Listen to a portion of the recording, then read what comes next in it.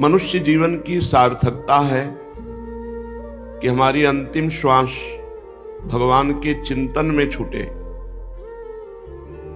अंतःमति सो गति। यदि हमने जीवन में भजन का अभ्यास नहीं किया तो अंतिम समय हम भजन नहीं कर पाएंगे। जो पहले से अभ्यास करते हैं उनका चिंतन भगवान स्वयं बन जाते हैं। जैसे अंतिम समय में मूर्छावस्था होती है, बहुत दुख का समय होता है, उस समय हमारी इंद्रियां, मन, बुद्धि भगवान के चिंतन करने की योग्यता खो देती है। जीवन भर भगवान का आश्रय लिया, जीवन भर भगवान का भजन किया, तो अंतिम समय में भगवान की कृपा, भगवान का स्मरण बन जाती है और उसके हृदय से जो भी भगवान का स्मरण करते हुए प्राण छूटा वो भगवान को प्राप्त हो जाता है।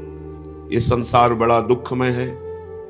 यहां सुख की लालसा से भटकते भटकते अनंत जन्म व्यतीत हो गए, आज तक सुख नहीं मिला। अब मान लो जितनी श्वासें बची हैं, राधा राधा राधा रटते हुए प्रभु के आश्रय में जीवन व्यतीत कर दो तो भगवान बड़े क्षमाशील हैं, बड़े करुणा समुद्र हैं। वो हमारे अपराधों को क्षमा कर देंगे और हमारा जीवन धन्य हो जाएगा। जैसे भगवान ने माया की रचना की, ऐसे ही माया से मुक्त होने की रचना की। माया का इतना बड़ा प्रभाव है कि वो सूक्ष्म है, वो हृदय में अपना प्रभाव डालती है। परिवार का मोह, शरीर की चिंता, नाना प्रकार के भोगों का आकर्षण, ये हृदय से होता है।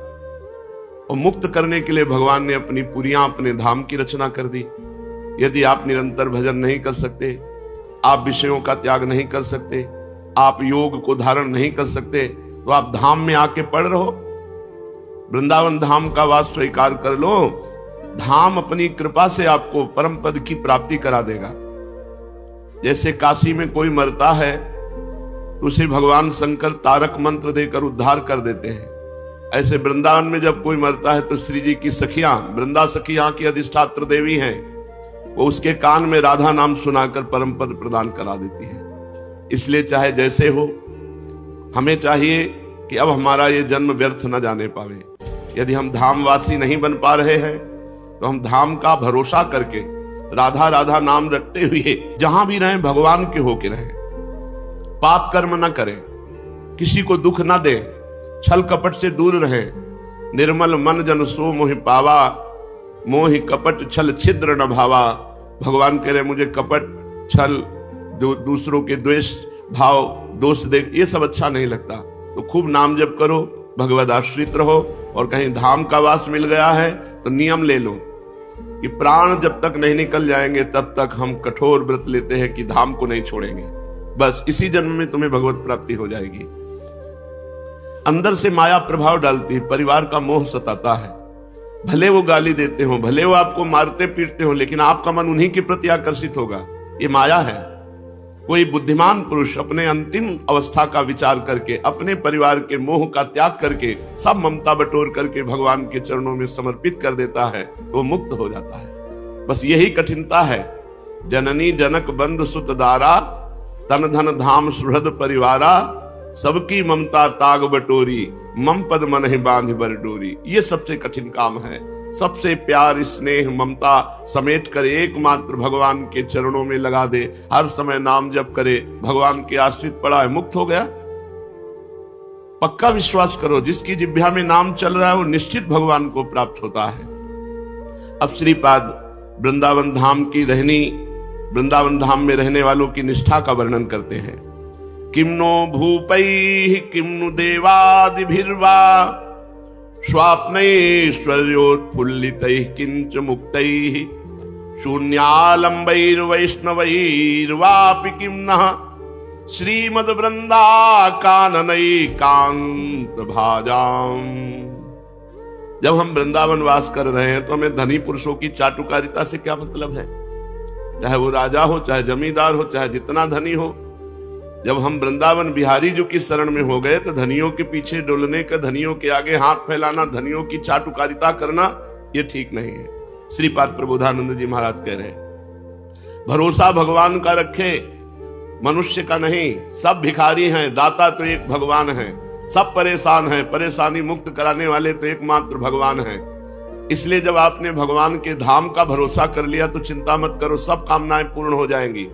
भगवान का धाम कल्पतरु है, धामवासी की हर कामना को पूर्ण करने में समर्थ है धाम। इसलिए धामवासी को चाहिए किसी धनी पुरुषों की चाटुकारिता न करे, उनके पीछे पीछे न डोले, उनके आगे हाथ न फैलावे। अरे कितना जीवन है, अपनी शरणागति पर कलंक करे। ऐसे अनंत ब्रह्मांडों के स्वामी भगवान को छोड़कर संसार के भोगी पुरुषों के सामने बाबूजी कह के हाथ फैलावे तो मर जाना अच्छा है।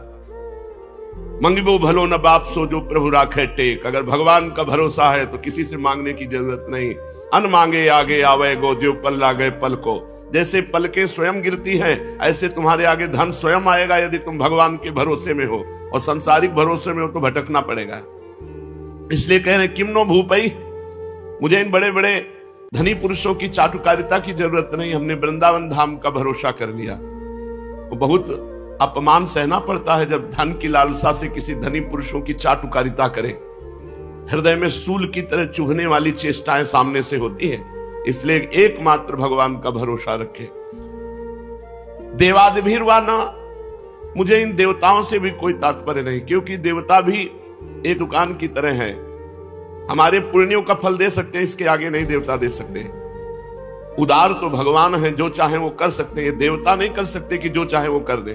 देवता तो नियम में बंधे हुए हैं। जैसे राजकीय कर्मचारी उतना ही कर सकता है जो उसके कानून और विधान के अनुसार है। देवता मोक्ष नहीं दे सकते, देवता प्रेम नहीं दे सकते, देवता हमारे कर्म बंधन नष्ट नहीं कर सकते, देवता हमारे संचित कर्म भस्म नहीं कर सकते, देवता हमें क्षमा नहीं कर सकते। ये सब एकमात्र श्री भगवान करते हैं। इसलिए कहते हैं मुझे देवताओं से क्या प्रयोजन। और जो मुक्त हो गए हैं उनसे क्या प्रयोजन, क्योंकि वो तो मुक्त हो गए हैं, वो तो ब्रह्म स्वरूप हैं, उनसे किसी से मतलब नहीं, उनकी दृष्टि में द्वैत नहीं। और जो वैकुंठाभिलाषी हैं उनसे भी मुझे क्या मतलब। मुझे मतलब उनसे है जो वृंदावनवासी हैं, जो प्रिया प्रीतम के प्रेम के पिपासु हैं, जो हर समय राधा राधा रटते हैं। मुझे ऐसे प्रेमी भक्तों का संग चाहिए। शम सर्वेषाम प्रयासेन दात्री द्वत्री कांति प्रेम पात्रैक पात्री आनंदात्मा शेष सत्वा निधात्री श्री वृंदाटव्यस्तुमेंधस्य धात्री। वृंदावन में ऐसे रहे जैसे मां की गोद में रहा जाता है। परम पावन धाम है, यहां हम मलमूत्र का त्याग करते हैं, यहां हम थूकते हैं, नहाते हैं। और प्रिया प्रीतम का निज महल है। तो जैसे हम मां की गोद में शौच कर देते हैं, कोई अपराध नहीं। मां की गोद में लघु शंका कर देते हैं, कोई अपराध नहीं। ऐसे हम वृंदाटवी मां की गोद में रह रहे हैं और अंधा बन के रहे। यहां अंधा किसी के दोष दर्शन न करे, किसी की निंदा न करे, किसी के आचरण न देखे कि अरे ये तो वृंदावन वास करते हुए ऐसा करता है। यदि आप किसी के दोष देखेंगे तो वो दोष आप में आ जाएंगे और निंदा करने का आपको पाप लगेगा। इसलिए कह रहे हैं आनंदात्मा शेष सत्वानि धात्री श्री वृंदाटव्यस्तु में अंधस्य धात्री। धात्री माने मां, अंधस्य माने अंधा। मैं अंधा पुत्र हूं, कुछ नहीं देखता, किसी की बात नहीं देखता, बस अपनी बात देखता हूं। मेरे में क्या कमियां हैं ये दूर करना है, दूसरे में क्या कमी है भगवान जाने। भगवान उसको जैसे चला रहे वो चल रहा है। हमें किसी की निंदा करने का अधिकार नहीं है। अगर हम निंदा करते हैं तो पर निंदा के कीते आवत नहीं कछु हाथ। मूर्ख पर्वत पाप को ले चल अपने साथ। जो दूसरे की निंदा करते हैं वो दूसरों के पाप की गठरी अपने सिर पर बांधकर नरक की यात्रा करते हैं। इसलिए वृंदावन रहना है तो अंधा बन के रहना है। आंख होते हुए भी हमें सब में भगवत भावना करनी, किसी के दोष दर्शन नहीं करने। और जब हम इस तरह वृंदावन वास करते हैं तो वृंदावन वो सुख प्रदान करता है जो किसी साधना से नहीं मिलता। क्या? प्रिया प्रीतम श्यामा श्याम के चरणों की प्रीति वृंदावन अपनी तरफ से प्रदान करता है। वृंदावन प्रभाव सुन अपनो ही गुण देत, जैसे बालक मलिन को मात गोद भर लेत। जैसे मलिन बालक को माँ गोद में उठा लेती, उसकी मलिनता नहीं देखती, ऐसे ही वृंदावन वासी को वृंदावन उठा लेता है और प्रिया प्रीतम के चरणारविंद में पहुंचा देता है। इसलिए कह रहे हैं निखिल जीवों को आनंद प्रदान करने के लिए द्वार खुला हुआ है श्री धाम वृंदावन। बस वृंदावन की रहनी आ जाए। चुप रहो, शांत रहो, किसी की निंदा मत करो, जो मिल जाए खाओ पियो और रात दिन राधा राधा कृष्ण कृष्ण जपो। जीवन पूरा का पूरा मंगल में हो जाएगा। अगर आखिरी बन गई तो पूरे जीवन की बन गई। पूरे जीवन पाप हुआ अजामिल से, वैश्यागमन करता रहा, हिंसक जीव की हिंसा करने वाला, नाना प्रकार के पाप रूपी मल से भरा हुआ, पर अंतिम समय निकल गया बेटे के बहाने नारायण, भगवान की प्राप्ति हो गई। अंतिम बन गया तो पूरा जीवन बन गया। इसलिए सबको चाहिए अपनी अंतिम सुधार ले। चलते हैं परम पावन चरित्र श्री कृष्ण चैतन्य महाप्रभु का। महाप्रभु चैतन्य देव का ब्याह श्री विष्णु प्रिया जी से हो गया है। ब्याह होते ही महाप्रभु की दशा बदल गई। महाप्रभु उन्माद अवस्था को, कभी एकांत में बैठे हुए कुछ बोल रहे हैं, किसी की समझ में नहीं आ रहा है, कभी हुंकार मारकर पृथ्वी पर लौट जाते हैं, कभी कई कई घंटे भाव दशा में बैठे हैं। ऐसी दशा चैतन्य महाप्रभु की रहने लगी। बड़े बड़े वैद्य बुलाए गए, वैद्यों की बस की बात नहीं कि इस भाव दशा को जान सके। तो कोई कहता दिमाग में गर्मी चढ़ गई है, कोई कहता भूत प्रेत का आवेश है, कोई कहता भगवत आवेश है, पर कोई निर्णय नहीं कर पाया। महाप्रभु स्वतः ही स्वस्थ हो गए। महाप्रभु ने इच्छा जताई कि अब हम तीर्थ यात्रा करना चाहते हैं। जब हम तीर्थ यात्रा करते हैं तो हमारा हृदय पवित्र होने लगता है। पवित्र हृदय ही भगवान का भजन करता है।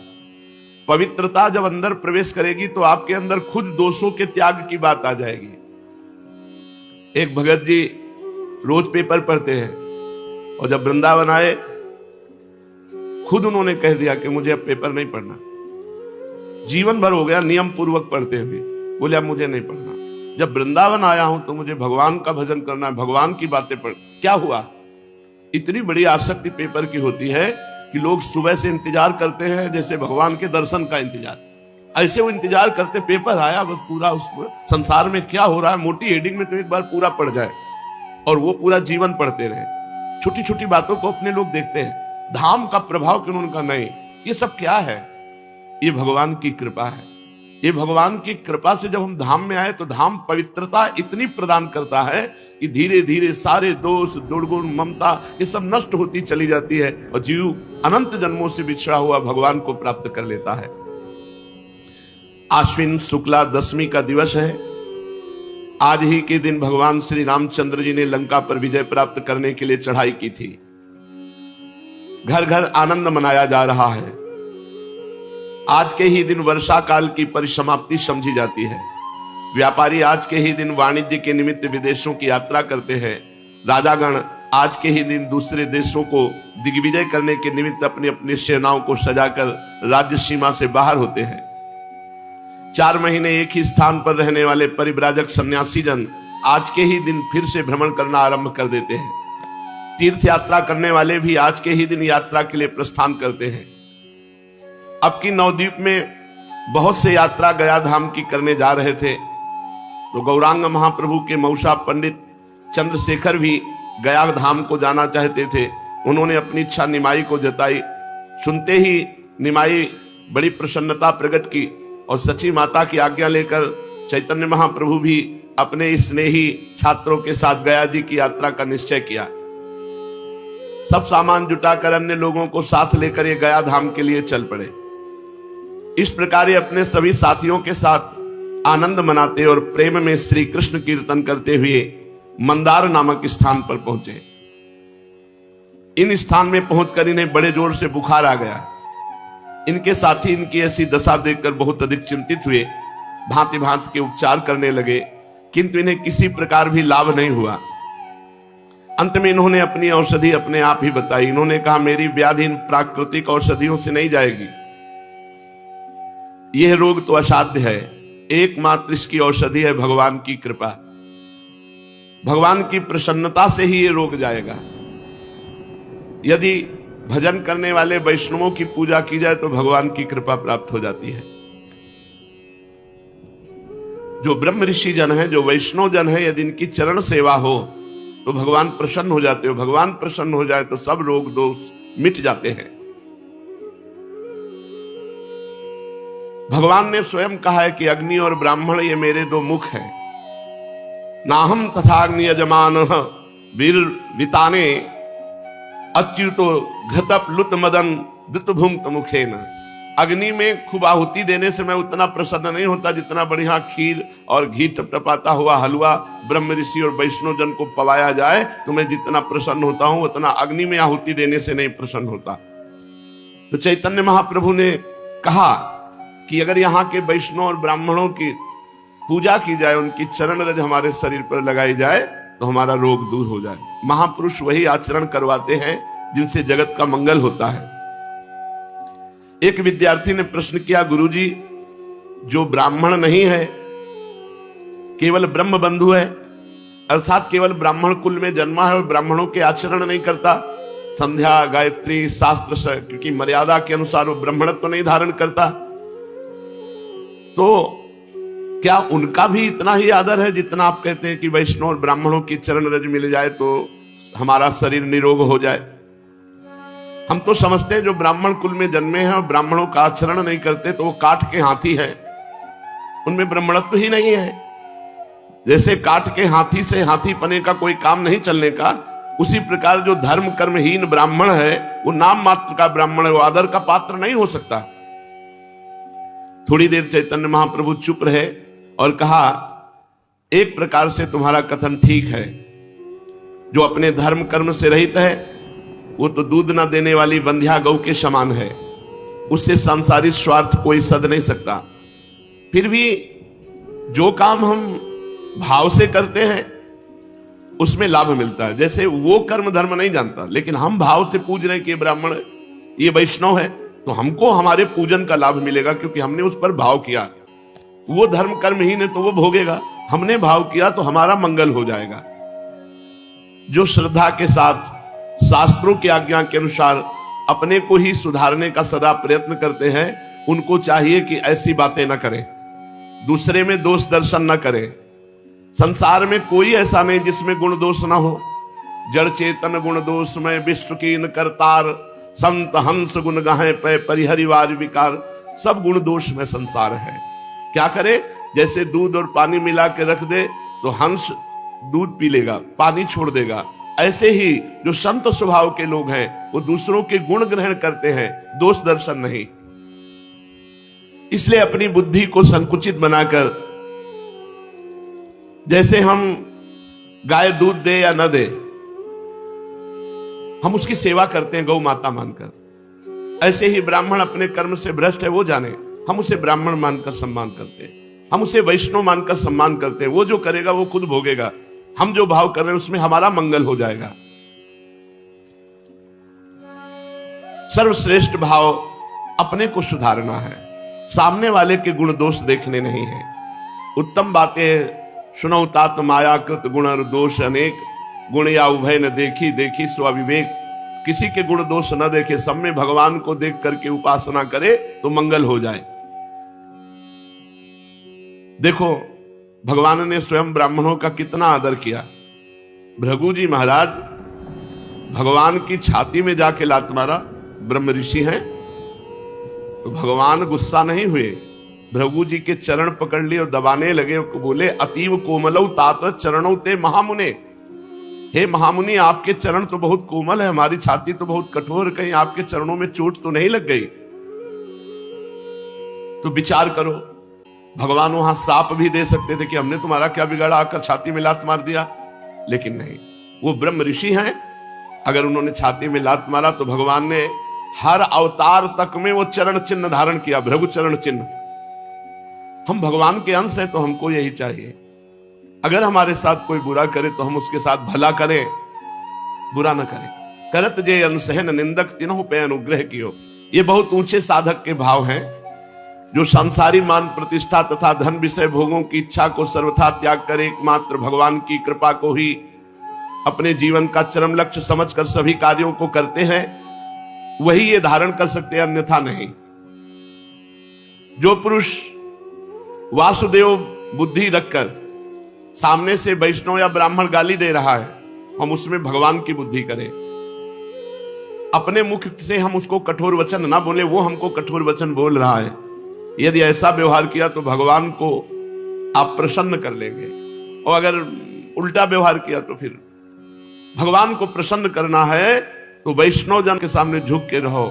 वो गाली दे तो सुन लो, तुम्हारे पाप नष्ट हो जाएंगे, तुम्हारा मंगल हो जाएगा। ऐसा चैतन्य महाप्रभु कह रहे हैं, ऐसा शास्त्रों में भी लिखा है। तो इनकी आज्ञा पाकर 2-3 विद्यार्थी गए और शुद्ध वैष्णव जनों और ब्राह्मण जनों की चरण रज लाए, चरणोदक लाए इन्होंने चरणोदक पिया और चरण रज लगाई, सोई बुखार खत्म। चरणोदक पीते ही अच्छे हो गए। और सभी विद्यार्थी और सब लोगों से कहा, देखा ब्राह्मणों की चरण रज और चरणामृत में कितना प्रभाव है कि हमारा इतना पीड़ा देने वाला ज्वर बुखार एक बार चरणामृत पीने से चला गया। और जो भगवान का या भक्तों का रोज चरणामृत पीते हैं बड़े भाग्यशाली हैं। अकाल मृत्यु हरणम सर्वव्याधि विनाशनम श्री कृष्ण पादोदकम पीत्वा पुनर्जन्म न विद्यते। जो भगवान का चरणामृत या भक्त का चरणामृत पीते हैं उनकी कभी अकाल मृत्यु नहीं हो सकती, और बड़े से बड़ा रोग शरीर पर होने पर भी पीड़ा नहीं दे सकता, और अंत में भगवान की प्राप्ति होगी। ये चरणामृत पीने का महत्व है। वृंदावन में बिहारी जी, राधा वल्लभ जी ठाकुर विराजमान, इनका चरणामृत मिलता है। किसी पात्र में चरणामृत ले आवे, 2 बूंद रोज पान करे। अकाल मृत्यु हरणम सर्वव्याधि विनाशनम श्री कृष्ण पादोदकम पीत्वा पुनर्जन्म न विद्यते। उसका पुनर्जन्म नहीं होगा जो रोज चरणामृत पीता है। अब अपने साथियों के साथ चैतन्य महाप्रभु आगे बढ़ने लगे। पुनपुना तीर्थ ये गया धाम में है। वहां पहुंचकर सब लोगों ने पुनपुन नाम की नदी में स्नान किया और सभी ने अपने अपने पितरों का श्राद्धादि कार्य कराया। इसके अनंतर सभी श्री गया धाम में पहुंच गए। ब्रह्म कुंड में स्नान किया। देव पितृ श्राद्धादि करके चैतन्य महाप्रभु अपने साथियों के सहित चक्रवेड़ा के भीतर विष्णु पाद पद्मों के दर्शनों के निमित्त गए। ब्राह्मणों ने पाद पद्मों पर माला पुष्प चढ़ाने को कहा। ये अपने विद्यार्थियों के द्वारा गंध पुष्प धूप दीप माला आदि सभी पूजन की बहुत सी सामग्री साथ लिवाते गए थे। गया धाम के तीर्थ पंडा जोरों से पाद पद्मों का प्रभाव वर्णन कर रहे थे। वे उच्च स्वर से कह रहे थे, इन्हीं पाद पद्मों के धोवन से जगत पावनी मुनिमन हारणी भगवती भागीरथी गंगा उत्पन्न हुई है। इन्हीं चरणों का लक्ष्मी जी बड़ी ही श्रद्धा के साथ निरंतर सेवन करती रहती है। इन्हीं चरणों का ध्यान योगी जो अपने हृदय काल में कमल में निरंतर करते रहते हैं। इन्हीं चरणों को प्रभु ने गयासुर के मस्तक पर रखकर उसे सद्गति प्रदान की थी। असंख्य लोगों की भीड़, हजारों आदमी पाद पद्मों के दर्शन कर रहे थे और बीच बीच में जय हो के घोष हो रहे थे। पंडा लोग उनसे भेंट चढ़ाने का आग्रह कर रहे थे। बार बार पाद पद्मों का पुण्य महात्म सुनाया जा रहा था। पाद पद्मों का महात्म सुनते ही चैतन्य महाप्रभु आत्म विस्मृत हो गए। उन्हें शरीर का होश नहीं रहा। महाप्रभु के भावावेश आ गया। शरीर थरथर कांपने लगा। अरुण ओष्ठ कोमल पल्लव की भांति हिलने लगे। आंखों से अश्रुधारा बहने लगी। उनके चेहरे से भारी तेज प्रकाशित हो रहा था। वे एकटक भगवान विष्णु के चरण कमल की ओर निहार रहे थे। और वहां कौन है, क्या कर रहा है, ये सब कुछ नहीं, भूल गए। किसने स्पर्श किया, कौन पकड़े हुए, इन सब बातों का पता नहीं। वे संज्ञा शून्य से होकर कांप रहे हैं। उनका शरीर उनके वश में नहीं।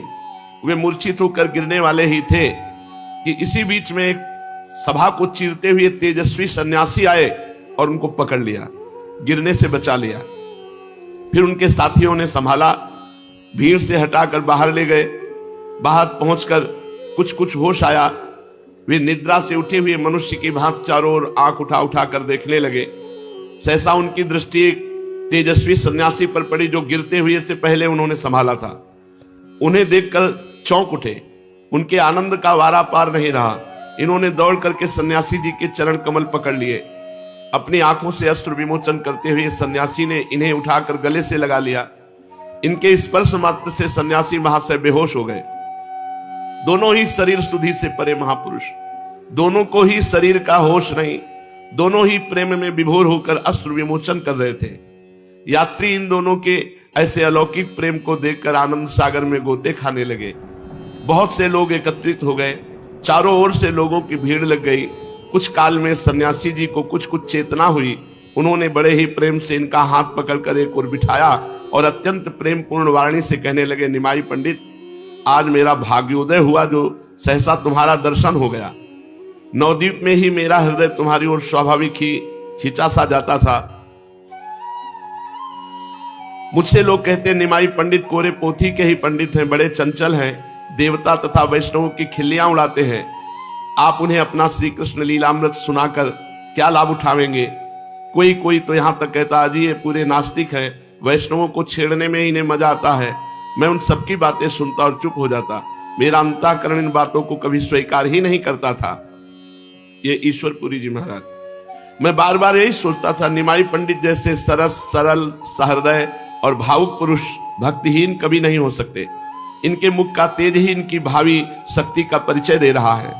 आज आपके भाव दर्शन के रूप को देखकर आनंद की सीमा नहीं रही। मैं कृतकृत्य हो गया। भगवत दर्शन से जो आनंद मिलता है उसी आनंद का मैं अनुभव कर रहा हूं। मैं अपने आनंद को प्रकट करने में असमर्थ हूं। इतना कहते कहते सन्यासी महाशय का गला भर आया। आगे वे कुछ और भी कहना चाहते थे किंतु कह नहीं सके। उनके नेत्रों में से अश्रुधारा भी पूर्ववत बह रही थी। सन्यासी महाराज की बातें सुनते सुनते इन्हें कुछ चेतना हो गई थी, इसलिए रुधे हुए कंठ से कुछ अस्पष्ट स्वर में इन्होंने कहा, प्रभु आज मैं कृतार्थ हुआ। मेरी गया यात्रा सफल हुई। मेरी असंख्यों पीढ़ियों का उद्धार हो गया। जो यहां आने पर आपके दर्शन का सौभाग्य प्राप्त हुआ। तीर्थ में श्राद्ध करने पर तो पितरों की मुक्ति होती है, जिनके निमित्त श्राद्ध तर्पण आदि कर्म किए जाते हैं, किंतु आप जैसे परम भागवत संत के दर्शन से करोड़ों पीढ़ियों का स्वतः उद्धार हो जाता है। आप जैसे संत भागवत वैष्णव के दर्शन से करोड़ों पीढ़ियों का उद्धार स्वतः हो जाता है। सब लोगों को आपके दर्शन दुर्लभ हैं।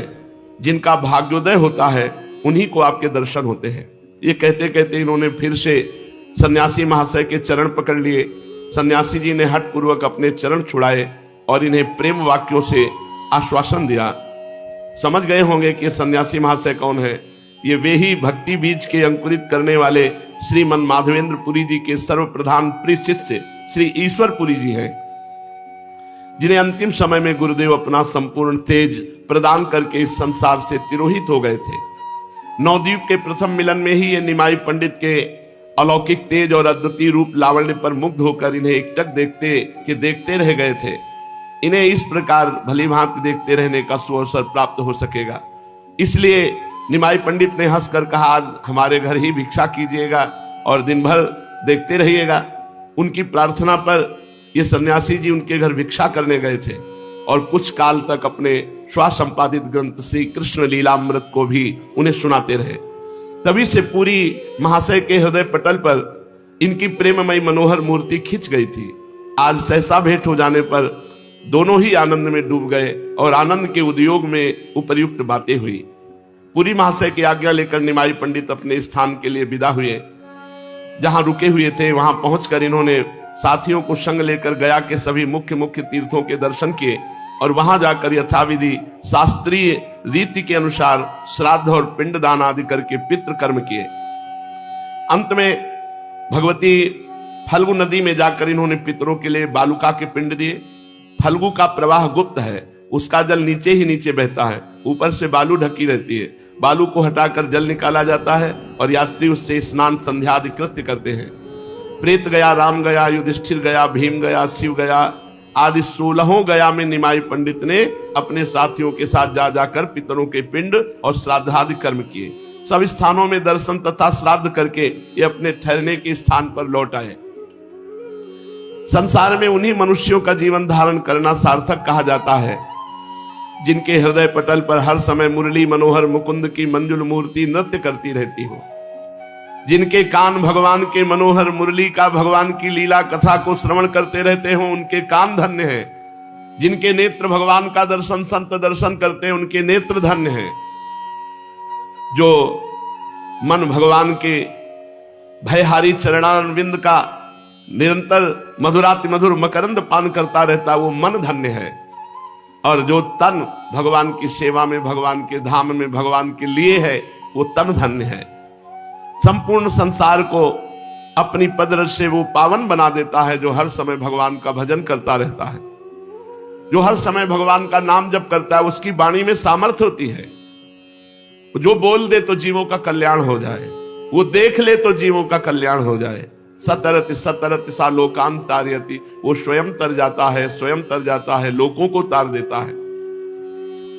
निमाई पंडित की हृदय कंदरा में से जो त्रैलोक के पावन प्रेम से स्रोत उमड़ने वाला था, जिसका सूत्रपात चिरकाल से हो रहा था, अद्वैताचार्य आदि भक्तगण जिसकी लालसा लगाए वर्षों से प्रतीक्षा कर रहे थे, उस स्रोत का पृथ्वी पर परिस्फुट होने का सुहावना समय सन्निकट आ पहुंचा। जगत विख्यात गया धाम को ही उसके प्रकट करने का अखंड यश प्राप्त हो सका। यही पावन पृथ्वी इसका कारण बन सकी। आहा वसुंधरा पुण्यवती च तेनो, सचमुच वो वसुंधरा बड़ी भाग्नी है जिसके संसर्ग में किसी महापुरुष की लोक विख्यात घटना के साथ हो सके। वही संसार में पावन तीर्थ के नाम से विख्यात हो जाता है। निमाई पंडित अपने निवास स्थान पर अन्य साथियों के साथ भोजन बना रहे थे। दाल साग बनाकर तैयार हो चुका था। चूल्हे में थोड़ी अग्नि निकालकर दाल को उसके ऊपर रख दिया, साग दूसरी ओर चौके में रखा। चूल्हे पर भात बन रहा था। निमाई उसे बार बार देखते।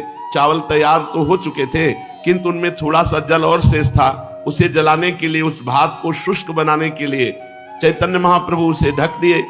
थोड़ी देर बाद वे कटोरी को भात पर से उतार ही रहे थे कि इतने में ही उन्हें दूर से ईश्वरपुरी जी महाशय अपनी ओर आते दिखाई दिए। कटोरी को ज्यों की त्यों ही पृथ्वी पर पटक कर ये उनकी चरण वंदना करने के लिए दौड़े।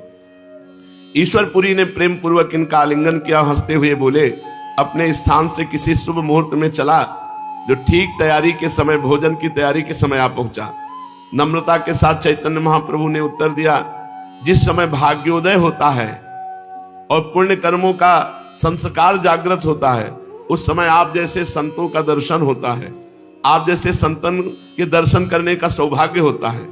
प्रभु, भोजन बिल्कुल तैयार है, हाथ पैर धोइए और भिक्षा करने की कृपा कीजिए। हंसते हुए पुरी महाशय बोले, खूब कही, अपने लिए बनाए हुए अन्न को हमें ही खिला दोगे तो तुम क्या खाओगे?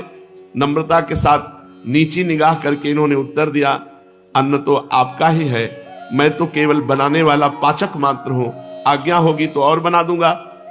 ईश्वरपुरी ने देखा है भिक्षा बिना कराए मानेंगे नहीं, इसलिए बोले, अच्छा फिर से बनाने की आवश्यकता नहीं, जो बना है उसी में आधा आधा बांटकर खा लेंगे, क्यों, मंजूर है ना? किंतु हम ठहरे सन्यासी और आप ठहरे गृहस्थी, हमारी भिक्षा होगी और तुम्हारा भोजन होगा, इस प्रकार कैसे काम चलेगा? तुम थोड़ी देर के लिए भिक्षा कर लो, सन्यासी बन जाओ। कुछ हंसते हुए निमाई पंडित ने कहा, थोड़ी देर के लिए क्यों, समय आएगा तो पूरे जीवन के लिए सन्यासी बनेंगे, पर अभी आप जैसी आज्ञा कर रहे हैं वैसा ही करेंगे। पहले हाथ पैर धोए, फिर पुरी जी के पैर धोए और उन्हें एक सुंदर आसन पर बिठाया। ईश्वरपुरी महाशय बैठकर भोजन करने लगे। जब चैतन्य महाप्रभु जैसे परोसने वाले हों तब भला फिर किसकी तृप्ति हो सकती है। धीरे धीरे इन्होंने आग्रह कर करके सभी सामान पुरी महाशय को परोस दिया और वे भी प्रेम के वशीभूत होकर के सब पा गए। अग्नि तो जल ही रही थी, क्षण भर में ही दूसरी बार भी भोजन तैयार हो गया, मानो अन्नपूर्णा ने स्वयं भोजन तैयार कर दिया हो। भोजन तैयार होने पर इन्होंने भी भोजन किया और फिर परस्पर बातें होने लगी। हाथ जोड़े हुए चैतन्य महाप्रभु ने कहा, भगवान, अब तो हमें बहुत दिन इस बाह्य वृत्ति के जीवन को बिताते हुए हो गए, अब हमें अपने चरणों की शरण प्रदान कीजिए, कृपा करके थोड़ी बहुत श्री कृष्ण भक्ति हमें भी दीजिए। इनकी बात का उत्तर देते हुए ईश्वरपुरी महाशय ने कहा, सही बतावें, आप तो स्वयं ही श्री कृष्ण स्वरूप हैं, आपको भला भक्ति कौन प्रदान कर सकता है? आप स्वयं ही संपूर्ण संसार को प्रेम प्रदान कर सकते हैं। दीनता के साथ इन्होंने कहा, प्रभु ऐसी बातें बनाकर मेरी वंचना न कीजिए, मेरी प्रार्थना स्वीकार कीजिए और मुझे श्री कृष्ण मंत्र प्रदान कर दीजिए। ईश्वरपुरी ने सरलता के साथ कहा, आप श्री कृष्ण मंत्र प्रदान करने को ही कहते हैं, हम आपके कहने पर अपने प्राण प्रदान कर सकते हैं, किंतु हम में इतनी योग्यता हो तब तो, हम तो स्वयं अधम हैं, प्रेम का रहस्य हम स्वयं नहीं जानते, फिर आप जैसे कुलीन और विद्वान ब्राह्मण को हम मंत्र प्रदान कैसे कर सकेंगे? बड़ी सरलता के साथ आंखों में आंसू भर करके चैतन्य महाप्रभु ने उत्तर दिया, प्रभु आप सर्व सामर्थ्यवान हैं, आप स्वयं ईश्वर हैं, आपका श्री विग्रह ही प्रेम की सजीव मूर्ति है, आप चाहें तो संसार भर को प्रेम पीयूष में प्लावित कर सकते हैं। कुछ विवशता दिखाते हुए ईश्वरपुरी ने कहा, संसार को प्रेम पीयूष के पुण्य पयोधि में डुबाने के लिए तो एकमात्र आप में ही सामर्थ्य मुझे दिखाई दे रही है, किंतु आप अपने गुरु पद के गुरुतर गौरव का सौभाग्य मुझे प्रदान करना चाहते हैं तो फिर मैं विवश हूं, आपकी आज्ञा को टाल ही कौन सकता है? जैसी आपकी आज्ञा होगी उसी प्रकार मैं करने के लिए तैयार हूं। इतना कहकर पुरी महाशय मंत्र दीक्षा देने के लिए तैयार हो गए। उसी समय पत्रा देख करके दीक्षा की शुभ तिथि निश्चित की गई। नियत तिथि आ गई। चैतन्य महाप्रभु नवीन उल्लास और आनंद के साथ मंत्र दीक्षा लेने के लिए तैयार हो गए। इनके सभी साथियों ने उस दिन दीक्षोत्सव के उपलक्ष्य में खूब तैयारियां की थी। नियत समय पर ईश्वरपुरी महाशय आ गए, उनकी पदधूलि इन्होंने मस्तक पर चढ़ाई और स्वस्ति वाचन हुआ। भगवान के मधुर मंजुल नामों का संकीर्तन करने के अनंतर पुरी महाशय इनके कान में मंत्र का उपदेश ईश्वरपुरी जी ने चैतन्य महाप्रभु को दिया। मंत्र श्रवण करते ही चैतन्य महाप्रभु हुंकार मारी और मूर्छित होकर गिर पड़े। शरीर का होश ही नहीं। साथियों ने भांति भांति के उपचार करके फिर इन्हें सावधान किया। बहुत देर के अनंतर इन्हें कुछ होश हुआ। तब तो इनकी विचित्र दशा हो गई। ये खूब जोर जोर से रोते, हा कृष्ण हा गोपी जन वल्लभ। कभी हंसने लगते, कभी फिर चिल्लाते, हा कृष्ण हा मेरे स्वामी, ऐसा कहकर जोरों से रुदन करते। कभी ये कहते हुए कि मैं तो श्री कृष्ण के पास ब्रज में जाऊंगा और भागने लगते। इनके साथी इन्हें पकड़ पकड़ कर लाते, किंतु ये पागलों की भांति उनसे अपने शरीर को छुड़ा छुड़ा कर ब्रज की तरफ, वृंदावन की तरफ भागते। फिर जोर जोर से प्रलाप करने लगते। जब साथियों ने पकड़ लिया, रोते रोते कहते, प्यारे हे कृष्ण, मुझे छोड़कर तुम कहां चले गए? हे मेरे कृष्ण, मुझे अपने साथ ले चलो। इतना कहकर फिर जोरों से रोने लगते। कभी रोते रोते अपने विद्यार्थियों तथा साथियों से कहते, भैया तुम सब लोग अपने अपने घर जाओ, अब हम लौटकर घर नहीं जाएंगे। हम तो वृंदावन जाकर श्री कृष्ण के पास रहेंगे। हमारी माता को हमारा हाथ जोड़कर प्रणाम कहना और कह देना, तेरा निमाई पागल हो गया है। इनके सभी साथी इनकी ऐसी अलौकिक दशा देखकर चकित हो गए। भांति भांति से प्रबोध करने लगे, समझाया, किंतु ये किसी की मानते ही नहीं थे। इस प्रकार रुदन तथा प्रलाप में रात्रि व्यतीत हो गई। सभी साथी तथा शिष्यगण सुख की नींद में सो गए, किंतु चैतन्य महाप्रभु को नींद कहां। सुखी संसार सुख रूपी मोह निशा में शयन कर सकता है। संसार जो एकदम मूर्ख प्रवृत्ति में फंसा है, वो तो चैन से है। थोड़ा भी ज्ञान होगा तो इस असत संसार में रति नहीं हो सकती।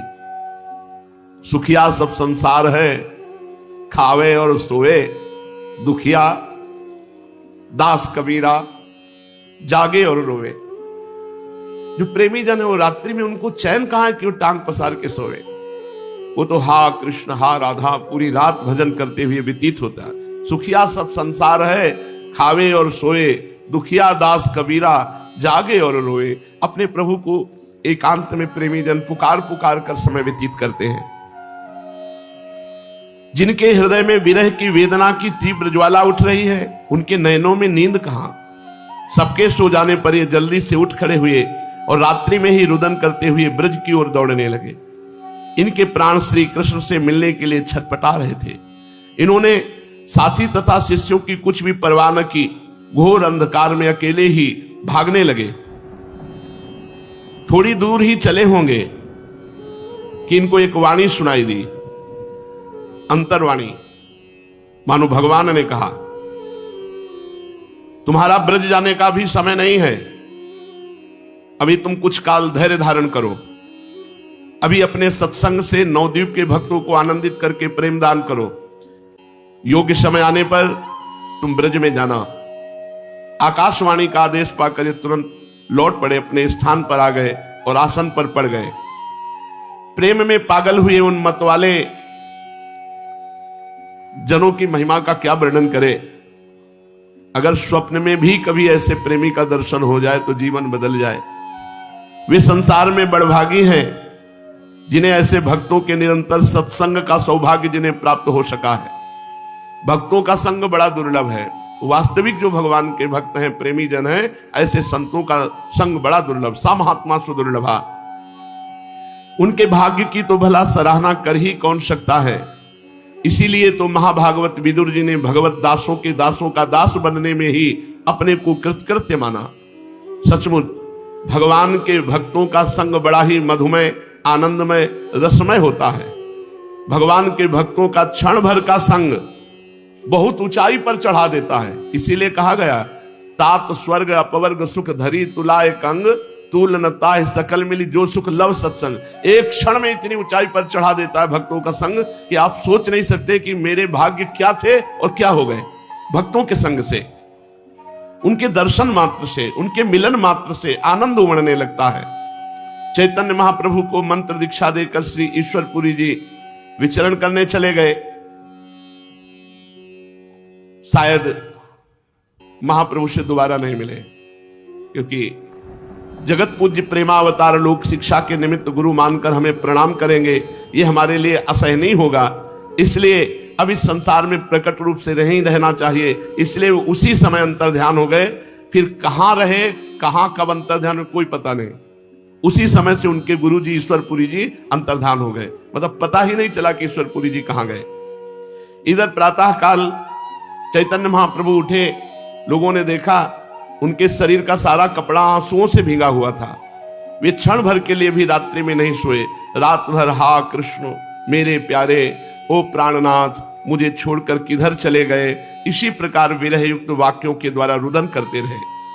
इनकी ऐसी विचित्र अवस्था देखकर अब साथियों ने गया जी में अधिक ठहरना उचित नहीं समझा। इनके शिष्य ने बड़ी सावधानी के साथ इनके शरीर को संभालते हुए नवद्वीप की ओर चले। ये होश नहीं है, शिष्यों के सहारे से चल रहे हैं, शरीर का कुछ भी होश नहीं। कभी कभी होश में आ जाते और फिर जोरों से चिल्ला उठते, हा कृष्ण किधर चले गए, हा प्राणनाथ रक्षा करो, हे पतित पावन इस पापी का भी उद्धार करो। इस प्रकार ये श्री कृष्ण प्रेम में बेसुध हुए साथियों के सहित कुमारहट्ट नाम के ग्राम में आए। ये कुमारहट्ट जिनसे इन्होंने श्री कृष्ण मंत्र की दीक्षा ली है, जिन्होंने इन्हें पंडित से प्रेम दीवाना बना दिया, उन्हीं ईश्वरपुरी जी के जन्म स्थान का नाम कुमारहट्ट नामक ग्राम है। प्रभु ने जे भी अपने गुरुदेव के गांव को देखा तो दूर से उस नगरी को साष्टांग प्रणाम किया। मेरे गुरुदेव इस गांव में प्रकट हुए हैं, दूर से उस नगरी को प्रणाम किया। फिर गुरु महिमा का महत्व बताने के लिए ग्राम की धूल रज लेकर के अपने शरीर पर मल रहे और साथियों से कहा कि ये वो गांव है जिसमें हमारे गुरुजी प्रकट हुए, तो कभी न कभी तो उनके चरण पड़े होंगे इस धूलि में, और उस धूलि को लेकर अपने माथे पर अपने शरीर पे धारण करते। ये रज हमारे लिए अत्यंत पवित्र है, इससे बढ़कर त्रिलोकी में कोई भी वस्तु नहीं हो सकती। जिस गांव में हमारे गुरुजी प्रकट हुए, इस गांव का कुत्ता भी हमारे लिए बंदनीय है। चैतन्य महाप्रभु ने कहा कुमारहट्ट का कुत्ता भी हमारे लिए बंदनीय है। जिस स्थान में हमारे गुरुजी ने जन्म धारण किया, जहां की पावन भूमि में उन्होंने बालवश अवस्था में क्रीड़ा की, वो हमारे लिए लाखों तीर्थों से बढ़कर है। इस प्रकार गुरुदेव की जन्मभूमि में लोटपोट होकर प्रणाम करके गुरुदेव का महत्व प्रदर्शन करते हुए आगे बढ़े और थोड़े दिनों में नवद्वीप पहुंच गए। इनके गया से लौट आने का समाचार सुनकर सभी इष्ट मित्र स्नेही तथा छात्र इनके दर्शनों के लिए आने लगे। कोई आकर इन्हें प्रणाम करता, कोई चरण स्पर्श करता, कोई गले लगकर मिलता। ये सबका यथोचित आदर करते, किसी को पुचकारते, किसी को आशीर्वाद देते, किसी के सिर पर हाथ रख देते, और जो अवस्था में बड़े थे और इनके माननीय थे उन्हें ये स्वयं प्रणाम करते। वे इन्हें भांति भांति के आशीर्वाद देते। सची माता तथा विष्णु प्रिया के आनंद का तो कुछ ठिकाना ही नहीं था। वे मन ही मन बहुत प्रसन्न हो रही थी। उस भारी भीड़ में वे दोनों एक और चुपचाप बैठी थी। सबसे मिल लेने पर इन्होंने प्रेम पूर्वक सभी को विदा किया और स्वयं स्नान आदि में लग गए। इनका भाव विचित्र था, शरीर की दशा एकदम परिवर्तित हो गई थी। माता को इनकी ऐसी दशा देखकर बड़ा आश्चर्य हुआ, किंतु वे कुछ पूछ न सके। तीसरे पहर जब ये स्वस्थ होकर बैठ गए, तब श्रीमान पंडित सदाशिव कविराज मुरारी गुप्ता आदि इनके अंतरंग स्नेही इनके समीप आकर गया यात्रा का वृत्तांत पूछने लगे। सबकी जिज्ञासा देखकर इन्होंने कहना प्रारंभ किया, पुरी की यात्रा का क्या वर्णन करूं, मैं तो पागल हो गया। जिस समय पाद पद्मों का महात्म्य मेरे कानों में पड़ा, जब मैंने सुना कि प्रभु के पाद पद्म सभी प्रकार के प्राणियों को पावन और प्रेममय बनाने वाले हैं, पापी से पापी मनुष्य भी भगवान के चरणों का सहारा पाकर अपार संसार सागर से सहज में ही तर जाता है। जिन पाद पद्मों के धोवन से त्रिलोक पावनी गंगा जी प्रकट हुई, उन्हीं चरणों का दर्शन करने से किसे परम शांति न मिल सकेगी। इतना सुनते ही मैं बेहोश हो गया।